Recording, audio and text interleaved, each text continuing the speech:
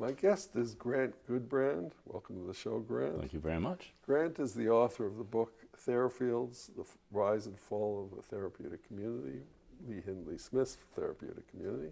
I want to continue discussion. We're sitting here in a synagogue.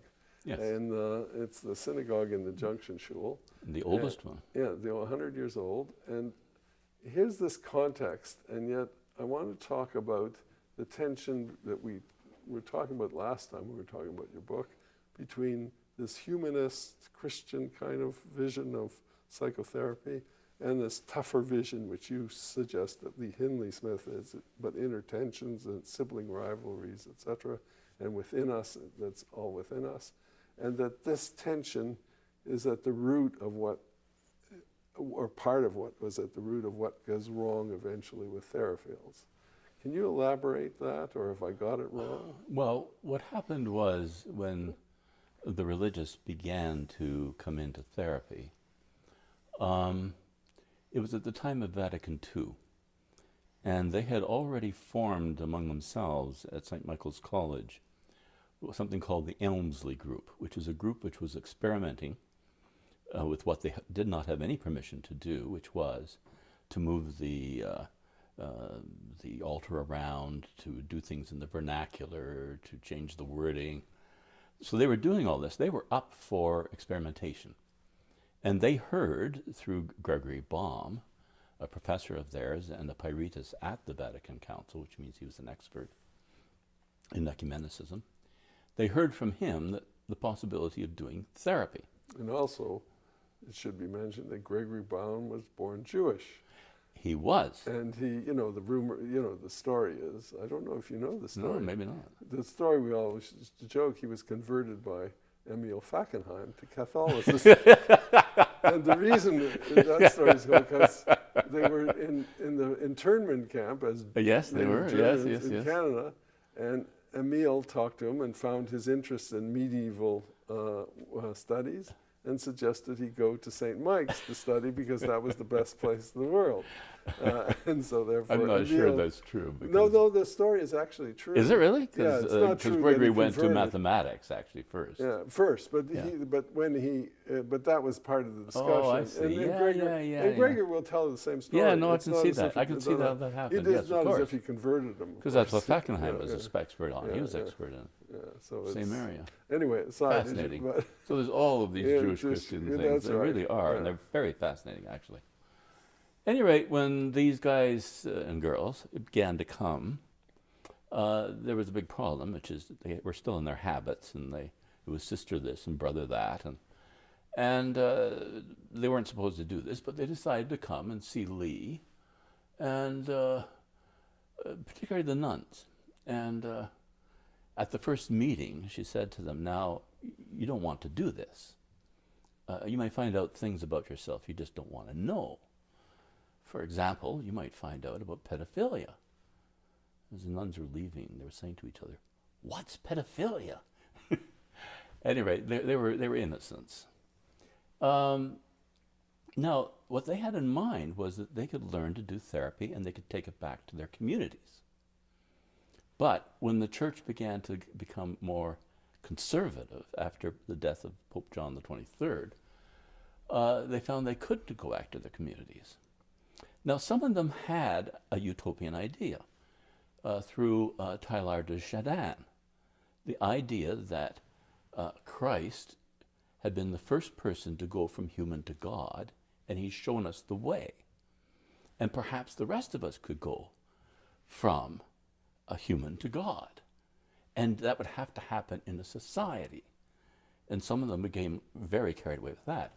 Others became carried away with the notion that what we had in Therafields was, I was an atheist, by the way. But when I say we, I don't mean to count myself in. But what they had was like a church, but it was house churches. And as a matter of fact, they started to do the mass in houses and things like that. So there was this whole Christian thing that came in.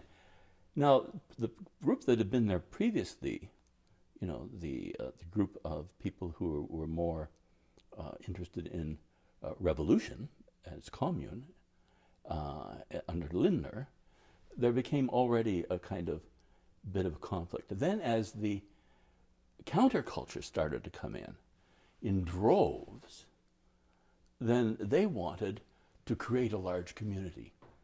And by that point, many of these nuns and priests didn't. What they wanted was a livelihood.